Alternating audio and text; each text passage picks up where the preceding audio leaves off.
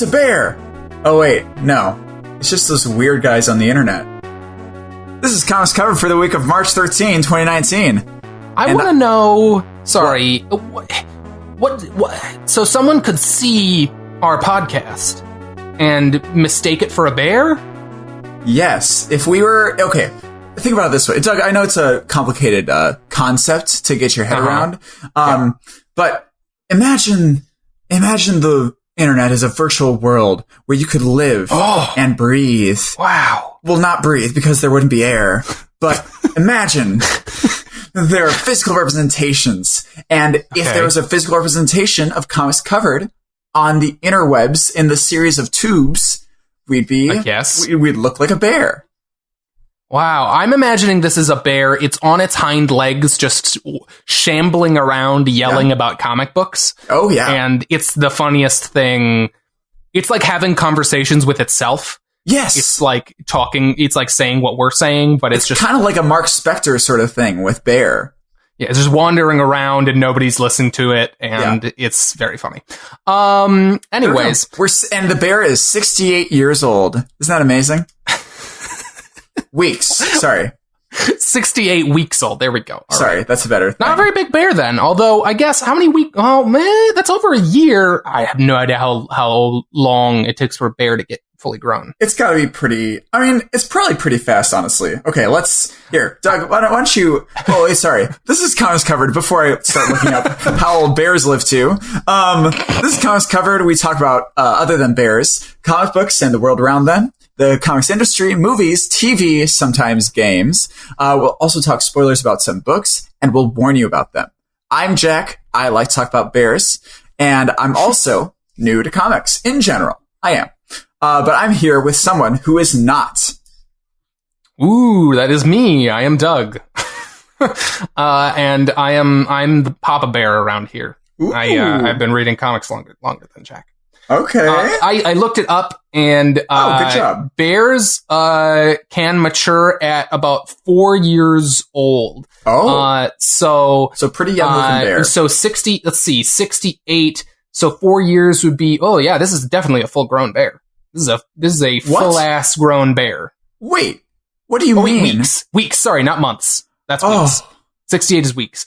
So, oh god, how many weeks is in a year? 52. Okay, so no, not even close. Not a full grown bear. The mama is still caring for them, maybe. I don't know, actually. I love that 52, the series, has now ingrained in my brain that there are 52 weeks in a year. I would not know that information if not for the series 52. You really wouldn't? Are you serious? I don't know. That's not like how many weeks in a year. You know how many months are in a year, how many days are in a year, but I feel like there's not much utility to how many weeks are in a year. I mean, I guess I know what you mean. Yeah, I mean, I just feel like it's a bit of trivia that like you don't really need. So it wouldn't be in my head if I didn't know about the series 52. Huh. I can understand that. I mean, it'd definitely be harder to grasp at if you didn't have that. Yeah, you heard it here. Heard it here first, kids. Drop out of school, read comic books. Yeah, that's about it. Honestly, that's it. That's what we advocate. Doug, what did you do this week? What is your life? Well, speaking of stuff we've done on this show, we both watched Captain Marvel. Okay, yeah, we did. So we will not talk any specifics on that movie. No worries. We could say a general, like, we both really enjoyed it. And we did a bonus episode that is... we said on last week's show it was going to come out before this one. It may come out before or after, not 100% sure. Mm-hmm. So look either before or after this in the feed. And you'll find that bonus episode on Captain Marvel. Here are our thoughts on it. Don't worry, no spoilers here, though. No spoilers here. Yeah, we won't talk anything other than just kind of that we both really enjoyed the movie. And if you want to hear why, check that out. How was the rest of my week? What else did I do? Boy, I'm not sure. Nothing else all that exciting. Yeah, you don't want to talk about your personal life? That I would share with the internet. Okay. But yeah, I started rewatching the X-Files. Oh, have you watched that whole thing? I had not watched through the whole thing in my other watch of it, but I restarted it because Leah, my fiance, showed interest in watching it, and so I was like, oh, that'll be fun. So we restarted it, so we can watch it together. And it's great. I love the X-Files. I had fallen off a little while back in my like viewing of the whole thing a few seasons in, but hopefully now that we're watching it together, we'll just keep going. But it's I like that show quite a bit. Huh. Very interesting. I don't know if I've ever watched a full episode of it. It's great. It's like, it's so up my alley. It's just like very brooding, like mysterious, and they're like looking for UFOs and stuff. And I mean, I'm literally just describing the 20-year-old show, The X-Files now, but everyone knows what that show is. But it's very much like the kind of stuff that I enjoy in media. Well, I want to believe. Isn't that what they say? I can't, because you're a liar. Yeah, I want to believe. Yeah, that's the nice. That's the poster that Fox Mulder has in his office in the first episode. Ah, okay. Interesting. How fucking bonkers is it that man's name is Fox in the show? I mean, my dad had a client once whose name was... Oh, actually, maybe I shouldn't do this stuff. Never mind. I shouldn't say that kind of thing. Really weird names. He has had clients with very, very strange names that include virtues that we live our lives by with last names that are normal. Sure. That is, you will. Okay. What? Doug, ask me about my week. Jack. How was your week? Oh, thanks. Not much. Do I go to the news? Oh, boy. Sorry, I just had to do that. No, my week is great. I don't know. I was sitting in bed and thinking, oh wait, I shouldn't talk about comics, should I? Well, you can talk about comics in general. Okay, I'll do that. I was thinking that, I don't like the fact that I haven't reread a lot of the stuff that I have. I think there's a lot, especially from the stuff that I've read in my first year, based off of how I've grown as a comics reader. I think a reread would be really beneficial for me because some of those early things I feel like I wasn't reading in the right way. And I feel like I would appreciate them so much better now. So I don't know. I'm toying with the idea of doing a great reread. Ooh. Like the grand reread. The great reread. Of 2019. What? Exactly. Like, I don't know. Like, I just want to go back and like, I don't know, really like delve into everything. Cause I've now, like, after reading so many books, like I've noticed that I start looking at the specifics of the line work in every single drawing, which I don't think I did before. I think I was more looking at the forest as opposed to the trees. And while it's important not to miss the forest for the trees, of course, but you want to still see those trees. You know what I mean? Gotta see those trees. I'm just saying. I love those trees. I'm just, you know what I mean? The metaphor stands. I get it. It's just a very funny way to put that. But I want to see the trees more. And I don't see those trees. I don't think I've seen the trees as much. All right. Yeah. Have you ever done something like that? A nice elm or, like done something like that where you go back and reread something that you read like really, really long ago that like, I don't know, and had a different appreciation for it or anything like that? For sure. Yeah. I go back and reread stuff, not super often, but every once in a while. I'll reread Watchmen, the like classic stuff. Yeah. Like once every few years or whatever. But even other than that, I don't know that I've ever. What kind of stuff are you talking about? Because I don't know that I've gone back and like reread like longer stuff. I've reread Doom Patrol once or twice. Okay, but like Grant Morrison's run. But I don't know other than that how much other stuff. I know you were talking about like rereading Rick Remender's X-Force, and that's like a long thing. Well, yeah, I'm going to do that. I also like even though I haven't read it, like I read it kind of recently. I want to reread Scott Snyder and Greg Capullo's Batman again. I think that's something that would benefit. That was one of the first things that you kind of got into when I was getting you into comics. Yeah. I remember I lent you the single issues at one point. That was crazy. I had so many. I was worried I was going to lose one, but I'm glad I didn't. It's really funny looking at my when I first started bagging and boarding, because I didn't start bagging and boarding my single issues until a number of years into collecting, reading single issues. So like for the longest time, like during when that run was coming out, I was just throwing them in a box, and that was the one series that I would always want people to read. So that series got lent out pretty much. I don't know that I lent out really much else in singles other than that series. Yeah. And so when I was first bagging and boarding them, I got to that point in like the alphabet or whatever. I was like, holy shit, these ones are beat the fuck up. Yeah. Cause I would just put them in like Walgreens bags, like just a giant stack of them, and just hand them to people. And I did that for like 4 different people. Oh, damn. Okay, so it's not my fault that they're beat up? No, you were, well, partially, it's a quarter your fault. No. I want people to read them. And like, yeah, like on the one hand, it's kind of like sad because like, I don't know, I love that run and I'd like those to be in good condition. But also, I don't know, I'm happy people read them. So it's kind of this interesting note that like that's the one series in all my books that's like super beat up because that's the one that I would hand out to people. And like, I don't know, I like half kind of love that and half hate it. I mean, I can understand that. Did anyone of those 4 people not like the book? No, I think everybody I lent it to were like people who I knew would like it. So I think they all enjoyed it. A couple, or both my buddies, Matt and Brian, who do the podcast Mashing Buttons. I've had them on here before. I lent it to both of them, and I lent it to you. Maybe it was just the 3. I feel like I lent them to someone else at some point. Maybe not. Anyways, yeah, I think everybody I've lent it to has enjoyed them. Yeah, it's interesting because that's actually the one series that I think I've lent to the most people too. I had 3 different people out here. I've lent my books of that too. It's just an easy one because everybody fucking likes Batman. Yeah. And it's just like, it's a really good, longer Batman story, that's like easy for modern audiences to pick up and enjoy.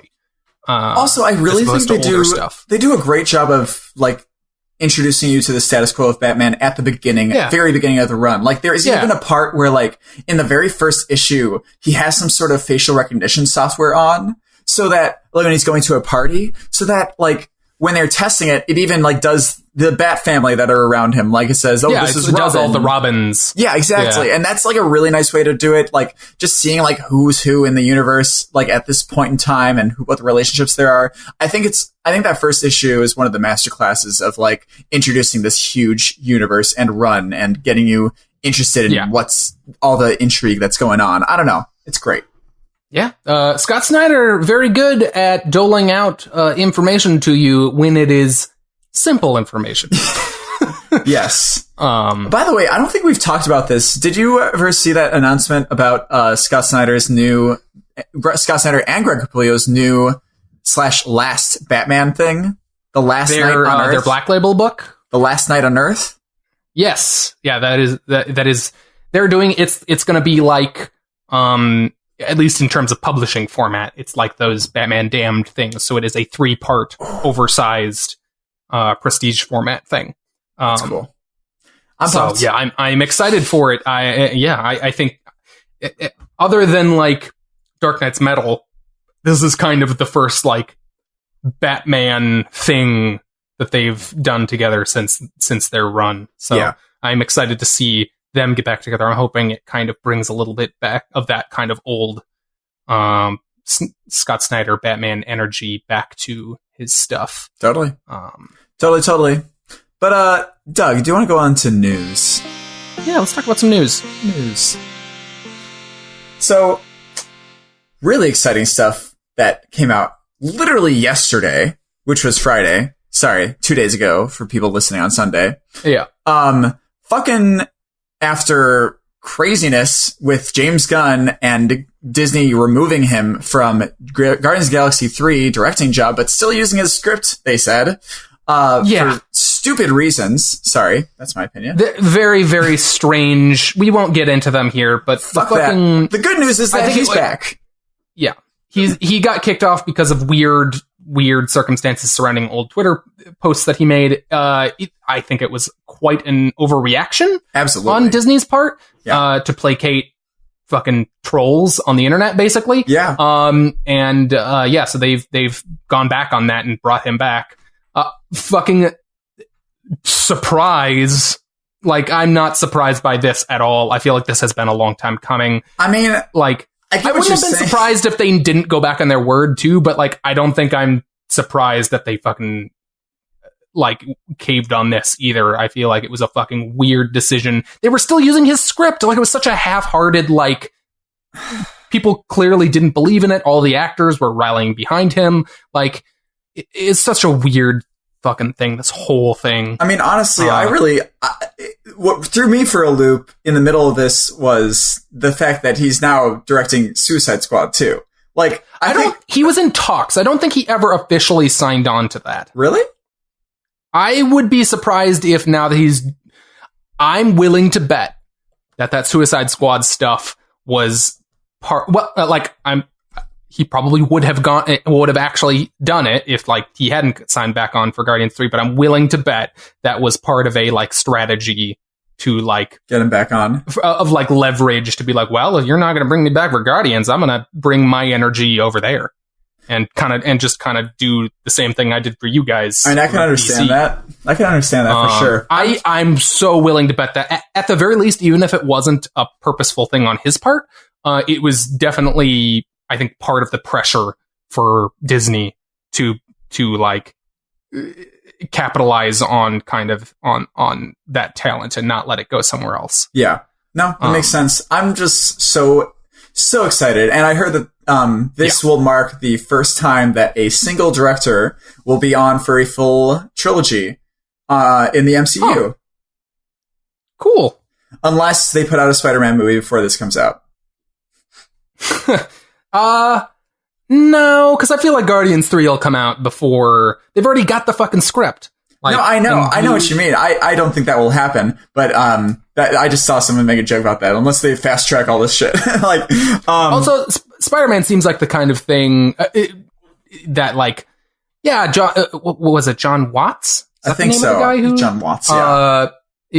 Anyways, the guy who made these first two Spider-Man movies, the Homecoming and Far From Home, he's good. Yeah. I feel like a third one in that series will probably be the one where they'll be like, let's get a different perspective on this. Yeah, so I feel like that's Ragnarok. The kind of thing. Yeah, like a Ragnarok. Although Thor had two different directors on his first two movies too. But oh yeah, I forgot about that. But yeah, no, I'm super pumped. Guardians of the Galaxy, like this should have been the thing anyways. Like that series has had such a great progression of story, of character, of everything, and I gotta think that a lot of it is because of what James Gunn brings to the table. So I'm super excited. It'll be great. Those movies did not become the phenomenon they did without James Gunn's perspective. Yeah. Like those are D-list characters at Marvel. And like James Gunn took them and made them one of the most popular media properties in the world right now. Like Guardians of the Galaxy is a huge fucking thing, and everybody knows who Star-Lord and Groot and Rocket Raccoon are now, and that's because of him. Mm-hmm. Like 100%. He brings a specific vision to that series, and it would have felt very disappointing to not have that third movie be by him. Mm-hmm. Is the idea here that this is going to be post-Snap? I assume. Yeah, so I don't know when that third one was supposed to come out, but I mean, I assume with the timeline of when this was happening, it would have been after. It would have definitely come out after Endgame anyway. Yeah, I think it was always slated for 2020. Yeah, so I assume it'll be post the Guardians being in Infinity War and Endgame. That's so interesting. So that's interesting. I wonder if Rocket Raccoon's going to be gone. I don't know. Well, Rocket Raccoon. No, Groot is the one who's gone. No, I know, but I'm still just toying with the idea that like a lot of the OG Avengers are the ones that are still alive in Infinity War. So I still feel like there's going to be like a trade-off somehow, And I feel like since Rocket Raccoon is alive here, and like, what is it? It's everybody else. Groot, Star-Lord, Drax, and Mantis, and then Gamora's just dead. I guess spoilers for Infinity War, I'm sorry. Fuck you all. You should know. But I'm very curious to see how they move on from there. Yeah, because they've been sucked into this whole Avengers shit now. So, anyways, crazy stuff. Very exciting. I wonder if the movies, like, after, like, because in post-Infinity War, post-Endgame, post this event, like, so much more is connected. Like, I wonder if we're going to have more, like, cameos between them. You know what I mean? Yeah, I don't know. I feel like that would feel natural now that these characters have all been brought together by this big, huge kind of life-changing event they experienced together. But I can also see, like, making them separate would be maybe better for singular movies. You know what I mean? Probably. I feel like this is kind of the culmination of a lot of the shared universe stuff until now, and what will probably happen is we'll get a more kind of, they'll just kind of go off on their own separate adventures. Yeah. But I don't know. Maybe not. I could see it going either way. Who knows? Maybe they'll just do a huge reboot and it'll be like the new 616. Oh boy. Sorry. Oh boy. Does the MCU have a number designation? They haven't gone into any... Is that a universe? They haven't gone into any multiple Earths or universes or anything yet, so... I'm just curious, like, in the comics universe, like... Yes. So if the Marvel universe in the comics is 616... does the movie universe exist in their kind of multiverse? Yes, it does. And I remember seeing this on Reddit. Sorry. Number designation. I remember seeing this. That someone said that they took someone from Earth 199999 is at least what this Marvel wiki is saying it is. Well, there you go. I'm seeing that on multiple sources, so there you interesting. Go. It's Earth 19999 5 nines? Yeah, 1 and 5 nines. 1 and 5 nines. Okay, we got it. There we go. Pack up that, boys. Could not have made that more confusing and hard to say. I'm curious thinking about Inglourious Bastards. 9999. Oh boy. Sorry. Why is it that? Why would it be that? There's in Inglourious Bastards, there's a scene where their characterization of Hitler is yelling 999, like, cause it's no.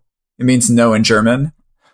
Oh, I'm looking at fucking, sorry, this is a totally different thing. Oh. Have you ever seen posters for movies that are like, and here's a map of every character's kind of journey through this movie, where everybody's got like a line? Oh yeah, that, I think I showed you there's a joke based off of that for some, I forgot what it was. Primer. Yes, that was it. Sorry. Yeah. Anyways, there is a cool poster someone made for the MCU, going all the way up to Captain Marvel, and kind of how all the characters, their journeys through the years, through into each other's movies and stuff. And it's really fucking cool. And all the connections between them. It's got all sorts of annotations. It's really cool. I would want one of that. Okay, I got to do that. Do you know what website that's on? I don't know. I just saw it. It was in the image results when I typed in MCU universe number. Okay. Okay, cool. I'm going to look that up. That's cool. Awesome. But yeah, I'm super excited for Guardians of the Galaxy 3. It's going to be great. I'm glad to have James Gunn back. And yeah, we got real off topic there. Yeah, we did. It feels like all is right with the world, you know? Yeah, for sure. Let's talk about this next thing very, very briefly. Yeah, you put this on here. Why don't you tell me more about it? Because I am so excited. I think this is kind of all the information we have at this moment. It's just that this is happening. But on, I don't know if this came through. I could not find the outlet that this originally got announced on. So there was rumors a while back. I don't recall if we covered it on the show or not. There were rumors of a Black Hammer and Justice League, or Black Hammer and DC of some sort, crossover. And on Twitter this week, Jeff Lemire and Michael Walsh confirmed that they are doing a real Black Hammer Justice League crossover series of some sort. I assume miniseries. And that's fucking cool. It's crazy. For anybody who doesn't know, Black Hammer is Jeff Lemire, his superhero universe that he has kind of created over at Dark Horse Comics. So this is the first time that it has crossed over with anything, and it's crossing over with the DC universe. So that's fucking cool. Yeah. And it looks like from the cover that they provided that the Justice League will be stuck on Black Hammer Farm while the Black Hammer people will be in like Metropolis or something. Yeah, which is interesting considering the Black Hammer series has kind of like seemingly moved on from the Black Hammer Farm. I mean, it's probably told in a vacuum. That's probably what it's going to be, right? Yeah. But maybe this story will take place like back when they were on the farm. I don't know. I'm very curious how and if this will fit into the continuity of either of these. Mm-hmm. I'm willing to bet at the very least that the DC characters are not canonically entering the Black Hammer universe. Yes. But curious if this will be reflected in the Black Hammer series at all. I'm willing to bet this will very much be in a vacuum. Yeah, for sure. I have a question. What Jeff Lemire has had trouble in the past working with DC and has had much better luck with his creator-owned things. Does a crossover like this, do you think it's going to get stilted by things DC doesn't want to see done to their characters? See, that's part of the question. One would hope, because it is a potentially non-canonical in the DC universe thing, that he would have a bit more leeway with the characters. Yeah. One would hope. But there's always the possibility that because he's writing their characters, whether it's canonical or not, he's going to be a little bit more handcuffed. But I'm willing to bet, because he's doing it in conjunction with his Black Hammer stuff, that he's going to bring that same kind of energy, that he's going to be able to bring that same kind of energy that he's been able to bring to his Black Hammer properties to these characters. I would hope, anyways. I don't know. Time will tell, but I'm super excited to see this happen. I don't know that it was necessary at all, but I want to see, do those characters interact? Like, what are the philosophical connections between these characters? I don't know. Yeah, but I really like the idea. Like, if it is the fact that they're stuck on the farm and they're in Metropolis, I love the fact that it is literally kind of a crossover. You know what I mean? Like, not in the sense that they're only just meeting, but the fact that they're literally crossing over each other. Yeah, maybe they'll never meet. That would be actually interesting. Weird. That'd be kind of funny. It would be.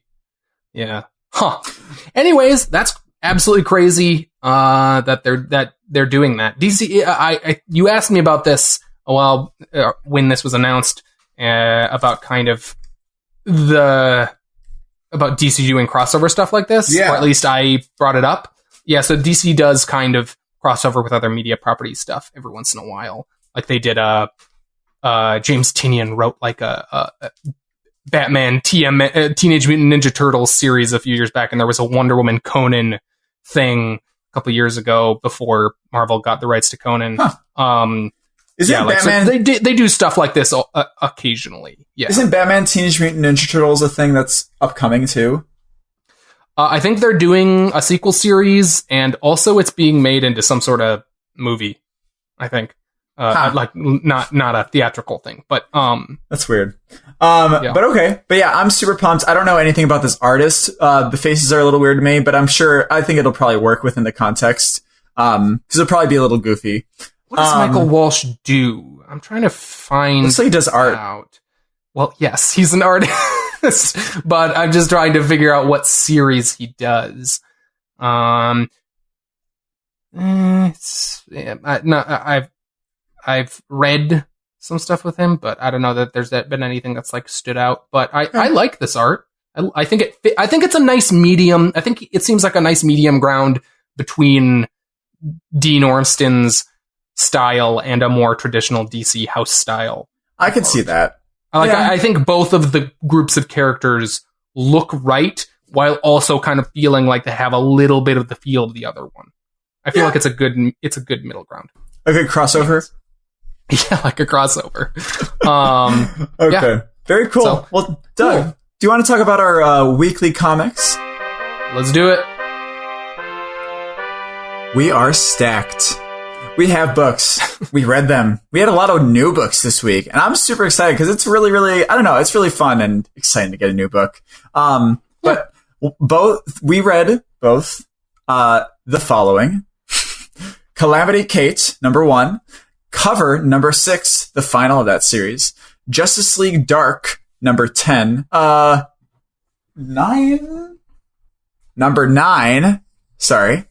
Outer Darkness, number 5, Little Bird, number 1, Prodigy, number 4, Superman, number 9, and The Goon, number 1. I read alone House Amok, number 5, and Assassin Nation, number 1, which I just literally like 20 minutes ago figured out that it is assassination, a one-word thing. So there you go. That's me. Yeah. I also picked up Amazing Spider-Man number 17. .hu? No, that's next. Okay. Next is Amazing Spider-Man number 17.hu. But this week was number 17. I'm sorry, tiny rant on that again. I was trying to figure out the motivation behind doing that this week, and I was like, if they it feels like it's a thing that's supposed to like guilt me into buying these tie-in things, but if they really wanted me to guilt me into buying them, they would just make them number 16, 17, 18, 19. Yeah. And just make it weekly. I don't know. Like, anyways, sorry. It just doesn't, I don't understand the motivation at all. Anyways, and then I also picked up Magnificent Ms. Marvel, number 1. Magnificent. So, okay, so spoiler warning. Doug, do you want to do the honors? Oh, okay. Ooh, that's nice. That was like a little like party, like I don't know. I liked it. Yeah, a little party in your mouth? Little party in my mouth. Thank you, Doug. You always make the best Well, parties. in my mouth. I guess so. In your ears. Better than the party in your pants. Remember when that was a thing? Remember the Anchorman? The Legend of Remember Ron Anchorman? God. Sorry. Nonetheless, Doug, I want to talk about one of these new series first because I think it's fucking cool. Little fucking Bird. Little fucking Bird. Little Bird. New series, Little Bird. Creative team, who I know nothing about any of these people. We have writer Darcy Van Poelgeest. Poelgeest. We have artist Ian Bertram. Colors by Matt Hollingsworth. Aditya Bidekar on letters.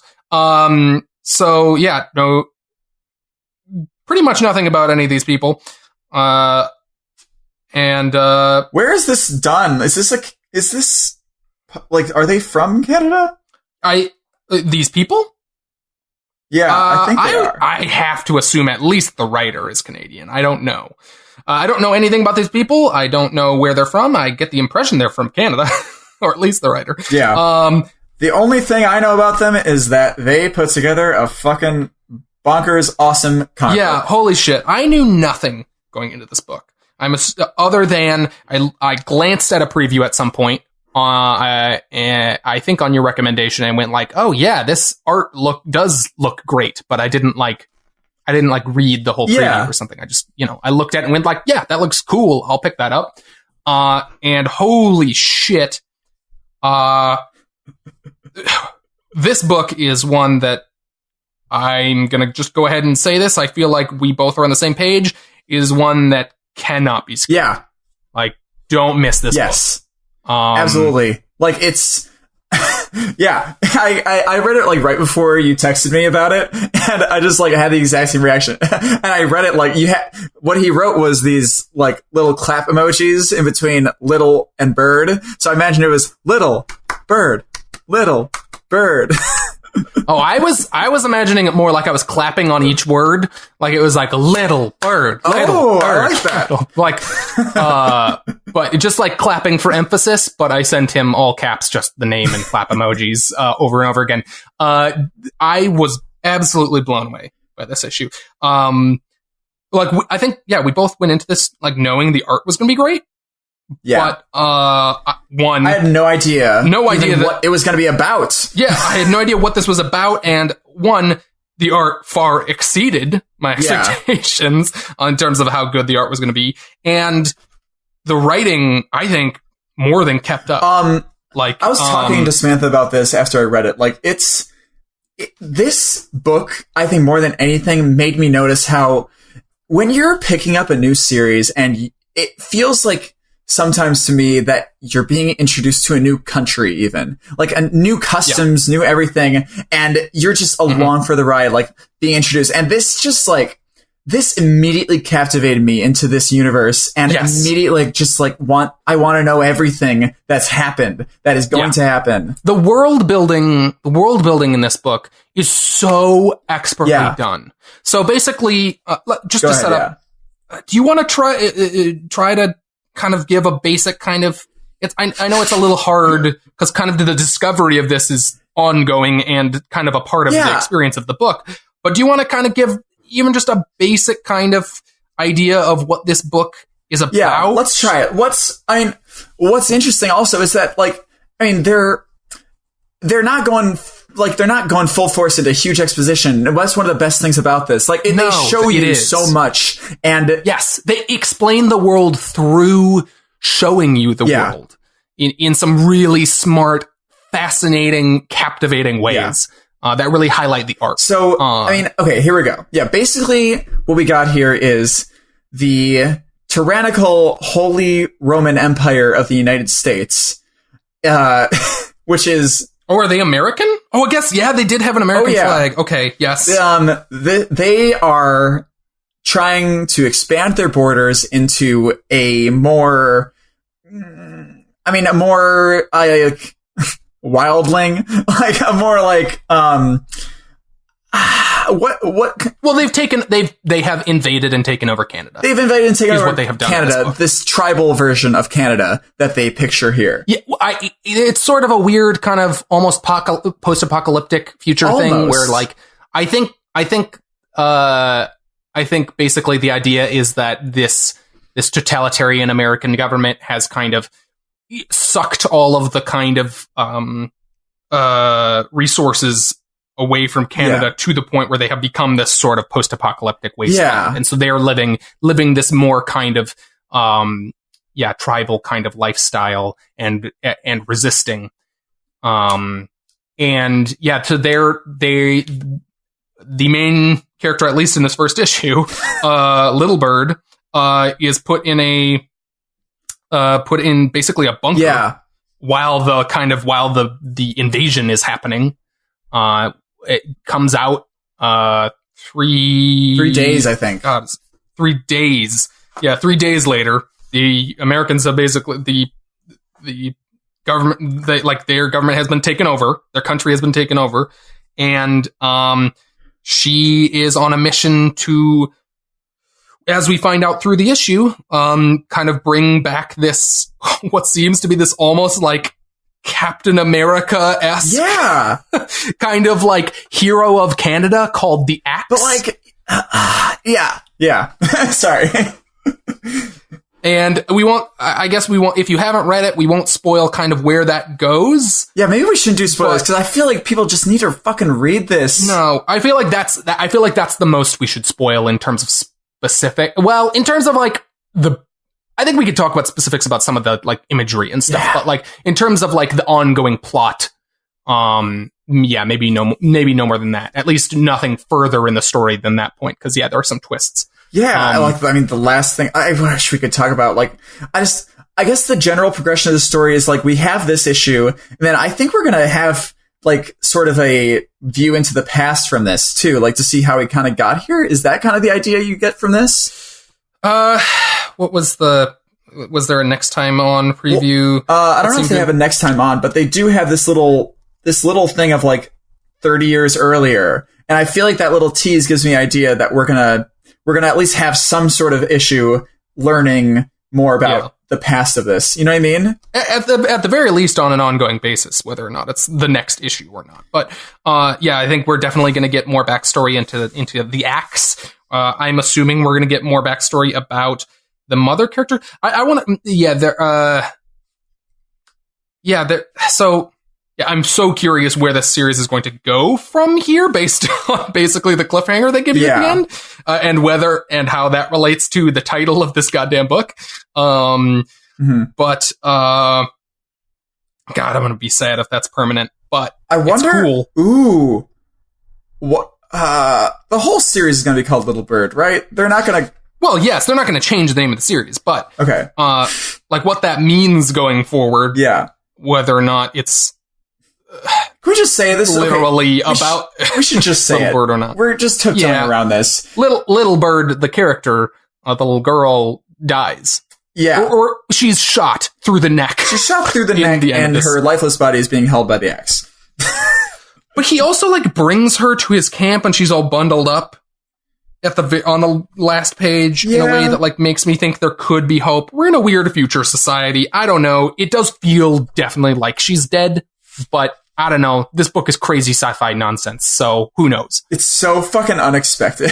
Like, it's just like a meeting. It is. I just, like, this whole time, like, I just had no idea where the story was going to go, and I was just captivated the entire time. Like, the way it's designed, the design of the characters, the design of the world, everything brings you in here. Like, this fucking fat nun lady in a bubble, like, God, there's so many things that are not explained, and yet they explain through context the very basics of things in a way that allows the visual to do most of the world building in a way that's so captivating. It allows you to feel like you're immersed in this world in this really fantastic way that's unlike a lot of things. I think one of the best visualizations of a storytelling as opposed to telling you is they say at some point that they like went away from science and they went to religion, right? And I think you can see that I think they specifically call out medical sciences. And one of the things that they show is that when they have a close-up of a crowd in the Holy Roman Empire of the United States, they show these people with boils on their skins, like these red marks and everything. And I think that really shows this sort of, I don't know, this application of the idea of going away from medical science, that they're not treating these things because they have faith that they will be healed from, the God or that they believe in or whatever. And it's like, I think that's a great example of like, yeah, that makes sense. And that's showing me that that's what the world is. They're being oppressed in this sort of way, but manipulated also like into believing. I don't know. Yeah. And I can't say enough about like, I was really impressed, but like that the writing was like, that the writing kept up, but I just can't say enough about the fucking, I think the writing is doing some really smart work to let the art kind of tell the story. Yeah. While also supporting it. But like the sequential storytelling in terms of the art here is among the strongest I've seen in quite some time. Yeah. Like it's so there are sequences in here that are just so stunning and clear, and like there are battle sequences in here, there's stealth sequences, there are like emotional beats and things, and everything works, and everything advances this world building and this story, and also makes you interested in the mysteries they're introducing. And also, like, one of the things I love is that, at the first half of this book is very, like, outdoors, and it's, we have a bunch of landscape, bunch of her going through the snow and trudging along. And then, we get to the huge populace of the huge empire. But I think what the real change comes is when she goes, the last half of the book, when she's on this stealth mission inside, the color scheme of everything just looks so fucking pretty. And all these little creatures in their fucking cells. So, that point was the point in this book where I was really impressed up until that point. Yeah. When we got to this like mutant prison, basically, that's the point at which this book, I was like, holy shit, this is something really special. there's something about that sequence of her infiltrating this facility and how they dole out the information of what her plan is and why she's there and what the visual, just basic kind of crazy visuals of what this place is that really kind of stands out in this sequence. Mm-hmm. This bit where like she steals this guy's arm and she's infiltrating this facility and like they just pure imagination around what's in all these fucking weird cells. Like just her like dragging this huge fucking axe that's bigger than her across the floor, like across this room of people trying to sneak around still. Like, yeah. And I don't know, just some of these characters that are in these cells too. I just love that sort of design and that imagination. Like there's a guy whose head is turned to the back, but his body is like facing away from us. And he's flipping off the wall. Like, what the fuck? There's also a character who appears to be like Superman. There's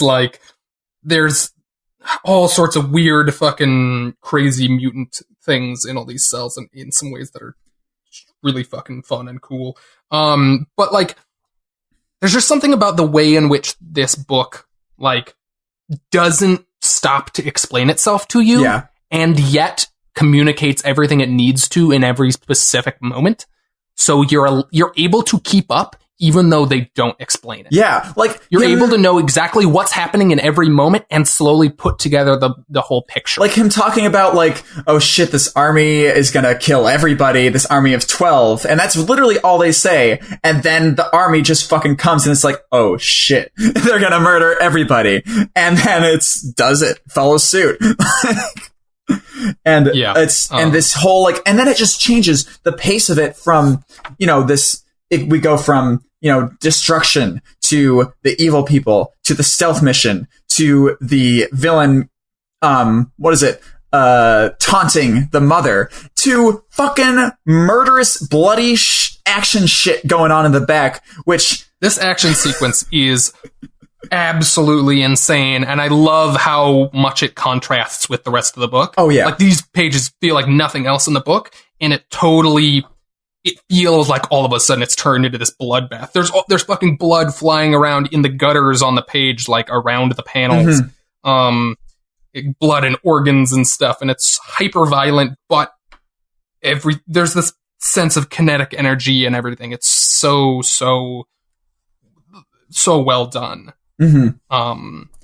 Yeah, I really can't get over it. And then like, I don't know, I think one of my favorite panels, and it's again with that bloody stuff, like, and I think these specifics by this artist is just really, really cool. And some of the body stuff that he draws, this page splash where the axe is just putting this axe through the top of his head. You see all these little fucking things, like the blood coming out of him and him being split in half. I don't know. Like, I don't like hyper violent things like this all that much. It's not because it's violent, but it just looks so fucking cool. And this character is so fucking cool doing it. Like, it's because the sequential storytelling is so strong in that sequence and so clear, and it feels like the best kind of action sequence in comic books where like you can see how one panel strings into the next panel, next panel, how every move, every punch kind of like kinetically continues throughout the page.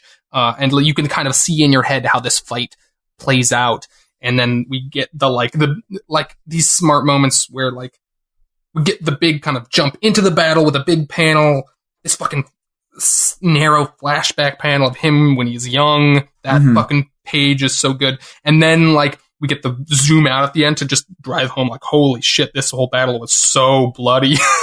Yeah. The big wide panel. Like there's just so many smart bits of thinking around every moment in this book and what it's communicating and how it's working in concert with the other moments. Yeah. God. Yeah. So here we go. Since we just went into spoilers on this, just fucking read this, everybody. It's still going to be great. Just fucking do it. It's great. Do we think that little bird is his daughter? No, I think they are implying that she's his granddaughter. Oh, wow. Cause they, I don't remember where that information was doled out, but I think he is her mother's dad. That makes sense. I mean, that the timeline makes more sense with that, I guess. I can't recall. Yeah, I can't remember where that information was given out, but I was wondering that as well, and there was some series of lines. I think it's when they're talking to the mother, like the bad guys are talking to the mother. Yeah. They talk about they talk about her father. He says, "You fool, you still cling to the idea of that animal being your father, don't you?" To Little Bird's mother. Interesting. So I think that he is Little Bird's mother's dad. Wow.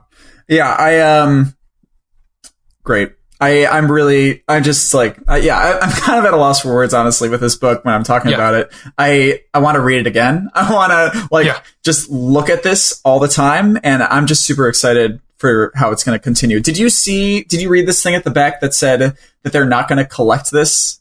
Oh, are they not? It says, one second. It says, this might be a good time to mention that Little Bird will not be collected in a typical trade paperback anytime in the near future. So the most immediate and cost-effective way to read the story is going to be right here in the individual issues. That's fascinating. Huh. Isn't that weird? Yeah, I don't know. I'm reading this digitally, so I don't know. Oh, dude, you should just get a copy. I should, but also, this I don't know. Like something. It does seem like something that would be really cool to... That seems like the kind of thing that, like, once I'm done with this series, I'm assuming the rest of it will hold up at least on an art level. I'll maybe just go back and track down the issues, but, I mean, yeah, it's 5, this is going to be 5 parts, I guess. And, I'm super excited. These are going to be some cool fucking shit going down. Yeah. Seriously, I know we've been very hyperbolic about this book already, but like, it's one of the best number ones that I've read. I think this is the best number one issue I have read maybe since we started doing the show. Wow. And I think this, I don't want to like say anything about like its place in like comic history or whatever, but like, I seriously think this is going to be something special. It's like something very special, and influential in this space. It's really good. Highly, highly recommended. Yeah. What we're saying is we like it and you should read it. Yeah, it was okay. It was okay. It's fine. It was okay. Yeah, I liked it. Okay. Should we move on? Yes, let's move on. It's hard to stop talking about it. I know. All right. So, we had the start of something this week in Little Bird. We also had the end of something. Yes, let's talk about our next book here. The completely true fictional tell-all of art and espionage by Assad Sins. Oh, boy. Yeah. Sorry. By Brian Michael Bendis and David Mack. We got a little meta in this one, didn't we? I mean, it's been a little meta, and it's been moving slowly into a more meta kind of level. I guess so.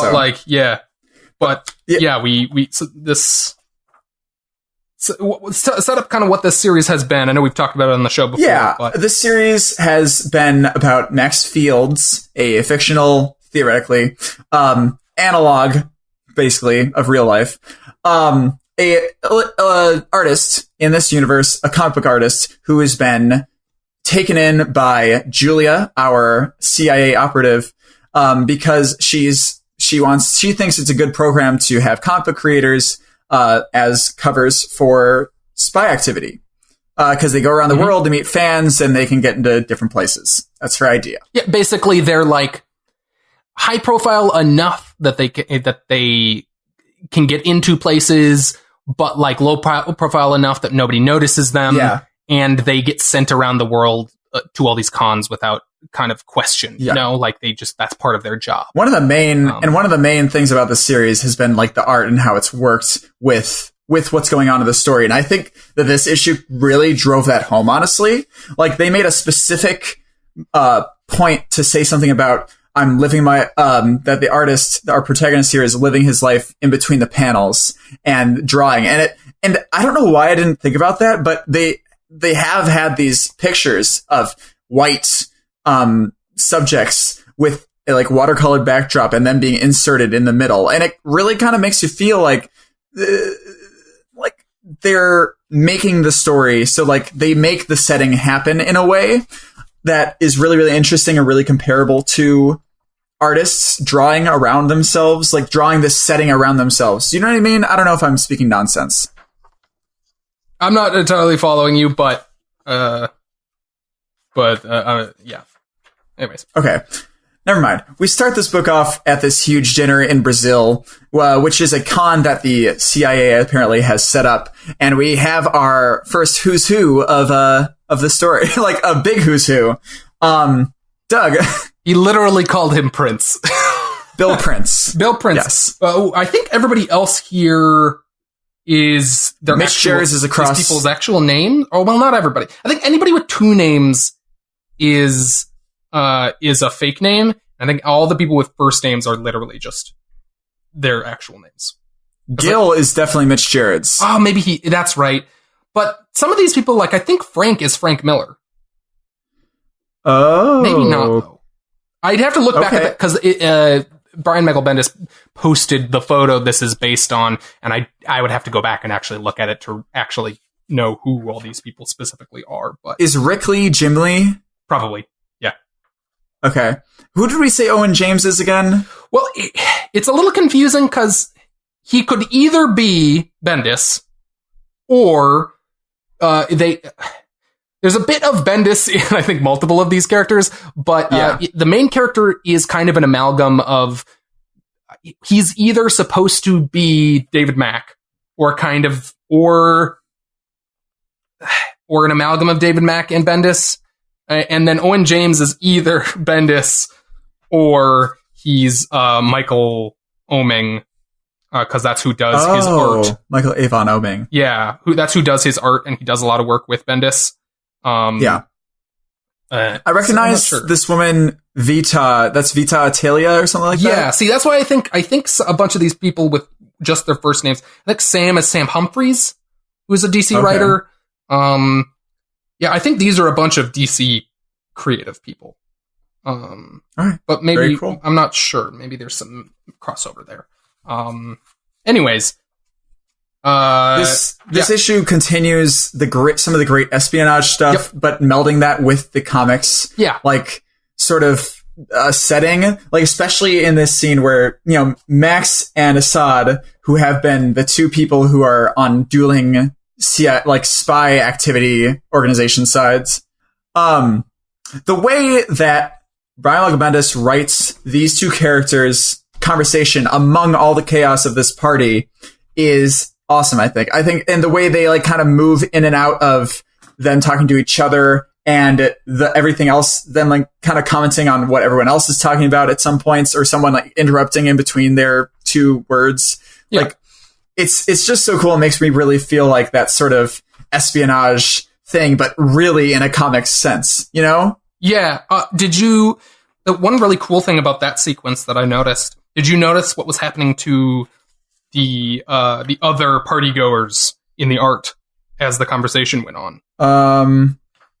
So if you start, we start with the big splash page, double splash of them all painted, and then we go to more of Max, kind of more traditional line work, and as the conversation goes on, it becomes more about Max and Assad getting very caught up in their own stuff. They become more and more kind of abstract. I see that. Yeah, that's right. Oh, shit. It's really cool. Oh, that is really cool. Oh, God. Until they just completely disappear and the conversation is just them. But it's, so it's really cool. So basically, this issue is he is convincing Assad Sins to come over to their side, to the American side, and he basically, spoilers for this issue, succeeds. Yeah. And Assad Sins comes over. Again, I want to stress, I'm curious how this might be reflected in the literal comics landscape in the coming times. That'll be really interesting to see. I think this is a metaphor for them trying to convince Assad Rebek to come over to the DC side. I think that's literally what this book is about. I mean, maybe that's such a... Or at least that's what this plot point is about, I think. I mean, this is the plot point, honestly. Like, this... They literally talk about a variant cover trade, and I pointed out to you a little while back, Asad Rabik did an Action Comics, or Superman? He was one of the Superman books. He did a variant cover for it recently. And he's normally Marvel exclusive. Yeah.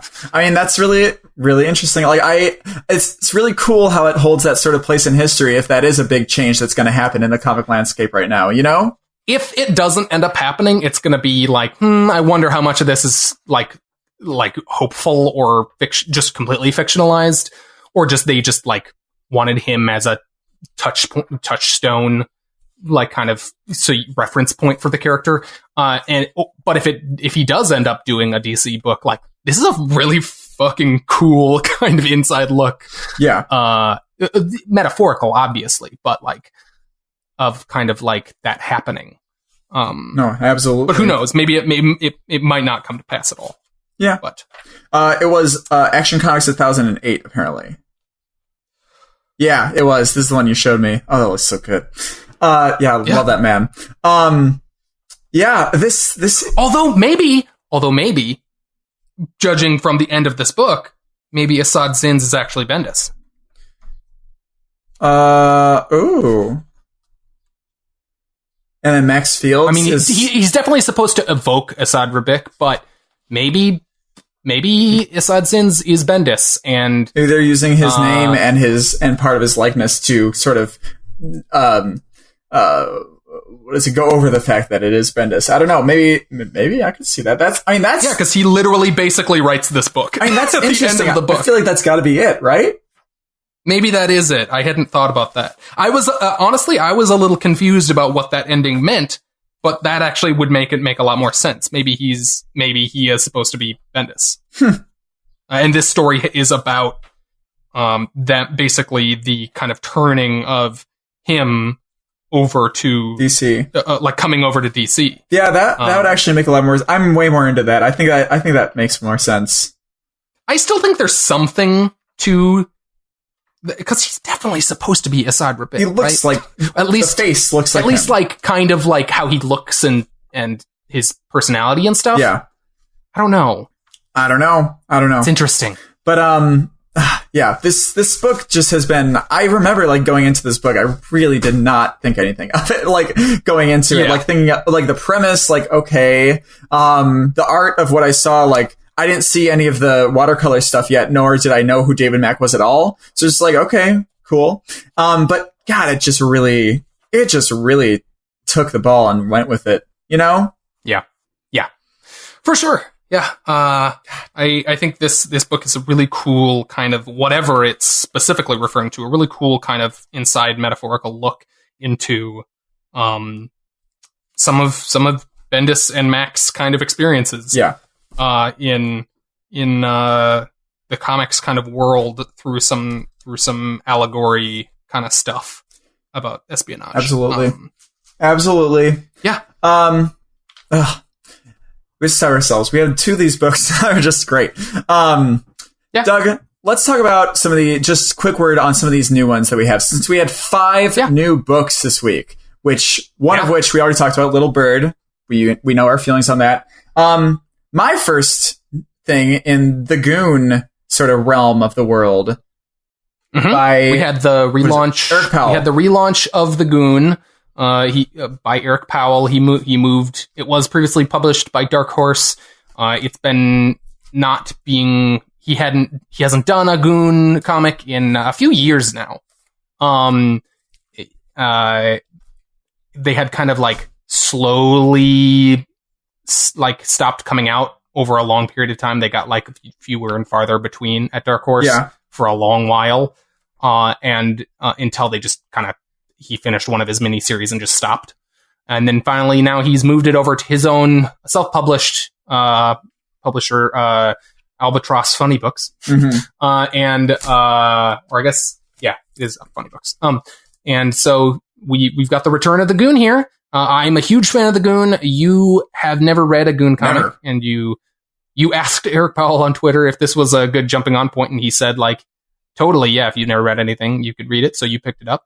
And I am curious, this was, I think, an interesting jumping on point. Yeah, I mean, I think... And I'm curious what you thought of it. I think Eric Powell didn't lead me astray. There are aspects of it where they, like, reference things, obviously, and there are characters I'm sure that I would recognize if I had read a bunch of stuff before, but I don't. But honestly, I had a really great time reading this. I think I love looking at Eric Powell's art. I love his writing style. Yes. The more humorous aspects of this book, which I guess is what they're kind of going to lean into more than they have in the past. Yeah, that was part of the pitch on this particular incarnation of the book, is it's going to be more comedic, at least than the recent Goon stuff, which was starting to go very hard on the drama. Like, I didn't feel like this was very hard on the humor. Like, I actually found it to be a really great humor. Yeah. Like, my favorite part of this was, oh, this lovely bungalow has gold fixtures, designer lighting, spacious toilets, and a death curse. Yeah, there's a realtor in here who's, what does he call himself? He says, Horace Snickolitz, realtor of the damned, and he shows them a bunch of properties that they don't have a place to live anymore, and every one of them has a death curse, and they ask him, like, can we maybe see something that doesn't have a death curse on it? And he says, you're joking, right? You're serious? Gentlemen, I am a professional. Yeah, I fucking love I was pleasantly surprised by, I was expecting, the Goon has ranged over the years in terms of, like, it has been almost completely comedic, it has been almost completely serious. Most of the best stuff, I think, lies somewhere in the middle there. This is the middle, and right? This book is slightly erring a little more on the side of the comedy than like most of the stuff, but I think it definitely leaves that space open for the more dramatic plot points to happen, which is kind of where I love this book to live. That it kind of, like, can live in both those spaces, and I think they definitely leave that door open. Yeah. I love looking at this art. I love the action sequence that they have in here, the little fight. Like, I think there's great sequences there. Like, sequential storytelling is what I mean. I'm just a big fan of this world and this character. Like, I don't know. I'm really excited to read more with Goon, for sure. It's, like, the Goon is, like, it's something that's just, like, always really spoke to me, like, the world and everything. It's like, it's like this, like, 30s gangster thing by way of, like, Universal monster movies. Yeah. In that it's just a world full of monsters and weird supernatural shit, but then gang stuff.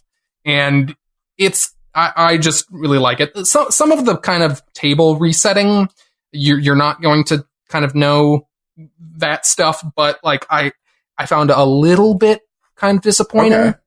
In that, like, how they talk about how, like, basically he broke the curse on this town before the series went away, and the idea, but he comes back and basically they're like, nope, there's still crazy supernatural stuff happening, maybe even worse than before.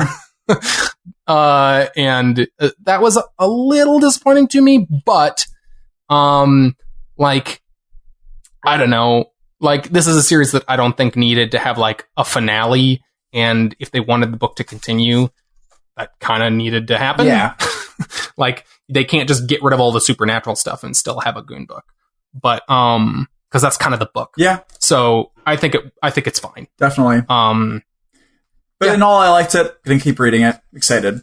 On the other hand, I want to talk about this other one, Calamity Kate by Magdalene Visaggio. Oh, sorry. Real quick. I just want to note, they have an ad here in the end. They're putting out some omnibus volumes of the Goon. Oh, called The Goon Bunch of Old Crap. Oh yeah. But that's going to be like just stuff that wasn't collected, right? Is that it collects the first 4 volumes of it with bonus materials? Yeah. Okay, I see. So that's going to be across various publishers. There was some original self-published stuff that'll probably be included with this. I assume if they're saying the first 4 volumes. Interesting. So yeah. I'm assuming this will be if this is, well, Actually, I'm not clear if this is a... Oh, they say $29.99. Yeah, That's four right. volumes So, for the first 4 volumes for $30. $30. I just wanted to point out, like, if you want to read this stuff, that's a really That is a really good deal. I'm going to do that. That's awesome. Yeah, I really hope you get into the Goon because it's one of my favorite things. Sorry, go back to Calamity Kate. Yes. Yeah, I'm going to do that though. That sounds awesome. Actually, I didn't realize the price. That's really good. I was thinking like that's going to be like $60 or something like that. Or wow. Okay, yeah. So talking about Calamity Kate, by Magdalene Visaggio, I liked this book when she was fighting monsters. Generally, yeah. I did not like this book when she was being a dick friend. I don't know. Yeah, some of the character stuff in this, it was good, but it wasn't great. I don't know. I found some of the dialogue a little grating. Yeah. I'm not going to continue reading this book. I don't think so either. It's a shame because I know Magdalene Visaggio is a very great writer, but I just don't think this is what I want from her. Yeah, we really liked the more experimental storytelling she was doing in Eternity Girl, and this is a more traditional kind of straightforward story, and I think that it's not to her strengths. I was expecting a little bit more subtlety with like how her destructive lifestyle was going to like ruin her. You know what I mean? I didn't think it was going to be so like she's a shitty roommate. You know what I mean? Like I didn't think it was going to be that like I don't know. So didn't really like it. I didn't dislike it, but it didn't grab me enough to want to keep reading it. I don't think. I want to read more of her stuff because Eternity Girl really grew on me, and I want to kind of recapture that. So I'm gonna keep my eye on her stuff. But well, there's another one that came out like last week, starting up. It was which I actually skipped because I knew this one was coming out and it seemed more my thing, but I might go back and check that one out now. Yeah. I mean, it might be cool. I don't know. I'm not really interested. If you check it out, let me know, please. Yeah. In all honesty, now that I've missed it, I probably won't go back, but who knows? Who knows? I want to, so my last new book that you did not read, Assassin Nation by Kyle Starks and Erica Henderson. This is the writer who wrote, what is it? Rock Candy Mountain, which I loved. You didn't read that, right? No. That series, I've heard it's good though. That series is great. I think you should get this book, Assassin Nation. Okay. Wow. Okay. It is really, really fun. I think it really tells a lot of great things for the world coming up here. I think there are a lot of cool characters that they're gonna keep going upon. This first issue is structured in a way that is awesome. I think the art really works well. There's a particular 2-page splash in here that I think really holds me to hope for that coming in the future. Like more art, like that's great like this. Cool. A lot of great beats, a lot of great character moments, a lot of great humor as well. I would really suggest you reading this one. I think it's really, really great. Especially to get a new art writer under your belt too. Yeah, I don't think I've ever read anything by Kyle Starks. You know what else he does? Rock Candy Mountain. That's the only thing I know. Oh, that you said that. Okay. I'm not really, I've heard his name before, like a bunch, but I am not really aware of what his body of work is. But I'm always excited to try a new writer, new artist. Who's the artist on this? Erica Henderson. I don't really know. Okay. I don't really know who it is, but it's kind of it's like an animated style. It's okay. I think you'll like this. I really enjoyed it. Like cartooning kind of feeling? Yeah, like more cartoony sort of feeling. Clean lines, kind of clean simple. Cartoon. I mean, you can look it up. It's the same as on the cover. Okay.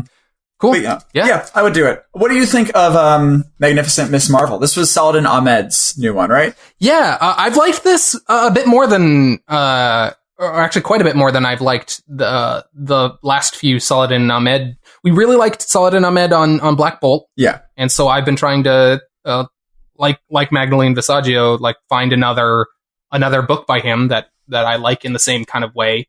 This is another teen character book. more of a romp than Black Bolt. But I think this one works a lot more than his recent Miles Morales Spider-Man or Exiles. Okay. I think that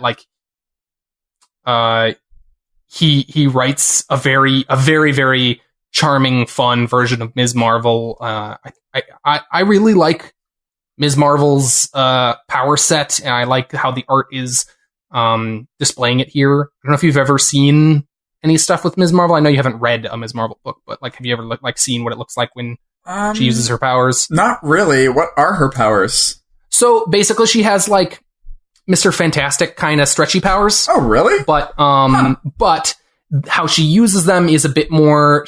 It's somewhere between that and shape changing / size changing. Huh. So it ends up looking like this weird, cartoony thing where she'll make her hands really big, or she'll so it's almost more like Plastic Man-y. It's it's more Plastic Man-y, where she's turning into stuff, but it's also a lot more playing with the kind of size changing stuff, where she'll be dynamically making different parts of her body bigger or smaller or longer or shorter, or changing her hands into things or whatever. Yeah, so there's a bit of a Plastic Man kind of feel to it. Okay. But anyways, I like this issue. I wasn't blown away by it, but I liked it a lot more than his recent stuff, so I'm going to give the second issue a try. Okay. And so I'm going to continue it, and I hope it continues to grab me, because I like Ms. Marvel. I still want to go back and read the speaking of a book we're going to mention in a minute, I want to go back and read the G. Willow Wilson stuff, more of it. I've read the first couple trades, but I like that stuff. Okay. Very cool. Anyways. But yeah, that's I think that's all we're going to talk about. Other than those, can I just get a quick word? Outer Darkness. What are you thinking? It was better than the last issue. Okay. I don't know. I feel like I'm not getting a ton out of the long-term story in this book, though. Okay. I don't know. Interesting. I didn't dislike this issue at all. I enjoyed it, but I'm just starting to feel there's lots of new books coming out. This one's not bowling me over. I can get that. Anymore. Okay. But, well, I mean, if we want to go into what's coming out next week, speaking of people related to John Layman in any sort of way, we have one returning one, Farmhand, number 6. God, it's been a while since we've had an issue of Farmhand. Well, I mean, they said that they were going to take a break between, because that last one was the end of that arc, and now they're starting a new, whole new thing, a new 5-issue set. So, yeah, super excited for that. That's written and drawn by Rob Guillory. Super pumped. Then we also have Friendly Neighborhood Spider-Man number 4. We have Guardians of the Galaxy number 3, Immortal Hulk number 15, Justice League number 20, which Doug is doing. Yeah. Naomi. I have not removed it from my poll, so I'm going to keep picking it up. So nice. We have Naomi number 3, Spider-Man Life Story number 1 by Chip Zdarsky. Ooh, yeah. Super excited. And actually, very excited for that. Doug and I recently both finished reading the book Marvels, and we should talk about that next week, because I think that's kind of in the same sort of kingdom as that. You know what I mean? It definitely it's definitely a similar idea conceptually. Yeah. Yeah. Although from the other perspective. Definitely. Yeah. Then we have Venom number 12. I feel like we haven't got. Well, no, I'll bet it's been about a month. We have Meet the Skrulls number 2. Is that bi-weekly? It must be twice monthly, because I looked and it was 2 weeks ago. Which I guess is technically last month. So I'm not sure. I'll have to look ahead and see when the next issue comes out. If that's the case, next week's a really big week. I think I counted I have 17 books or something right now, which is probably inaccurate. But damn. But I'm not picking up Meet the Skrulls if that's the case. That book was on the edge. Yeah. So damn. Okay. Well, I mean, I'll probably get it. So I'll tell you if you have to get it. There's one new series that I don't think I'm going to get, because it's a big week. Dark Red number 1 by Tim Seeley. It's about a vampire in the Midwest working at a convenience store. The art looks cool. I don't know if you've heard about this. Have you heard about that story? I've seen some preview stuff / some ads for it. if it wasn't such a huge week, I would maybe check that out. I like vampires and stuff, but I don't think I have the space for it right now. Especially, there's already, I'm already picking up Spider-Man Life Story. I'm probably going to pick up the next one, and Invisible Kingdom by G. Willow Wilson and Christian Ward, which it's at least going to be a gorgeous book. Yeah.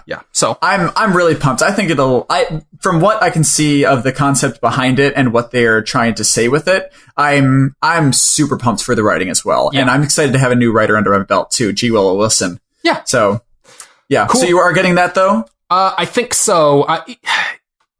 That's one that, like, game time decision. It might be a game time decision. I've been using that phrase a lot lately, but I'm planning on getting it. I'm probably going to get it. Get it. But, yeah. Okay. Yeah. Well, I think that's going to about do it for this week. Yeah. If you made it this far, thank you so much for listening. We're a new podcast in general, even though we're 68 weeks old, like a bear. But the absolute biggest thing you can do for us if you like the show is give us a review or star rating on iTunes. If you enjoyed what you heard, let someone know about us with your mouth or your mouse. We release, or trackpad, I guess, is what they call it these days. Crazy kids. We release episodes. Mice still exist. Well, yeah, of course they exist. / I don't even know if trackpad is the current thing to reference. I feel like now it's fucking iPad, touch screens or phones. Screen, so I should say with your mouth or your finger. Your thumb. Yeah. Yeah. Please use your finger. Use your finger. Oh God, I don't, is that gross of me to think of that in a sexual way? Oh, no, it's just the way we want it.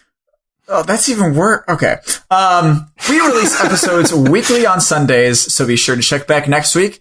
Or better yet, so you can subscribe on a number of podcast apps and never have to think about it. Valuable content. There you go. There was the valuable content you've all been waiting for. You can subscribe to this show or listen to this show on iTunes, Stitcher. We're on Spotify. We're on Google Play Music. We're on anything you can think of, whatever app you prefer. We've got you covered. Yeah. In the meantime, you can find us on social media at Comics Covered on Twitter, Facebook.com/Comics Covered. You can find web archives of all our episodes at comicscovered.libsyn.com. That's LIBSYN.com. And on our YouTube channel or Facebook, we post video, not video versions of we post video versions of the audio that you can listen to in a video player on your browser. And we mentioned at the top of the show, we've got a bonus episode on the new Marvel Cinematic Universe movie, Captain Marvel. Again, we really enjoyed that movie. So if you want to listen to us talk about Captain Marvel and why we like that movie, our thoughts on it, go listen to that. It'll be right next to this episode in the feed. And we'll definitely be doing more of those in the future. We've got some other movie specials and stuff on there if you're interested in listening to previous MCU or comic book movies. And we're going to have, we're definitely going to have one on Endgame next month sometime. So keep an eye out for that and check out that Captain Marvel episode if you want to listen to that. So, and send us a message on our social media pages or our email, comicscovered@gmail.com if you want to get a hold of us. And that's going to about do it. So thank you again for listening. Yeah.